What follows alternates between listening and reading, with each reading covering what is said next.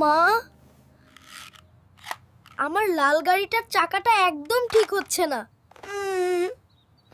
এই নাও তোমার জমানোর জন্য টাকা। এটা দিয়ে নতুন গাড়ি কিনো। 100 টাকা। ফারহান, সব টাকা জমিয়ে রেখো না, কিছু গরিবদের দিও। না আপু, এটা শুধু আমার গাড়ির জন্য। ইয়া আল্লাহ, আজ বুঝি আর বাড়ি যাওয়া হলো না। হেইয়ো, সবাই মিলে একসাথে ধাক্কা দাও। উফ, আমার হাত নোংরা হয়ে যাবে তো।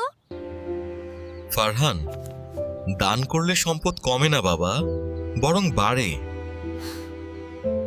দাদু, এই নিন, আপনি এটা দিয়ে খাবার কিনে খাবেন। আল্লাহ তোমার মঙ্গল করুন বাজান।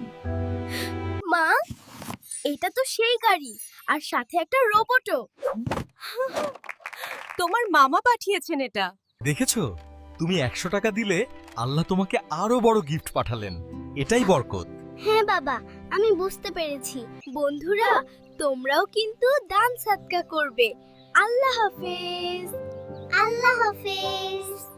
বন্ধুরা, ইমরান ভাইয়া তোমাদের জন্য অনেক কষ্ট করে ভিডিও তৈরি করে, তাই একটা লাইক, একটা সাবস্ক্রাইব করে যাবে।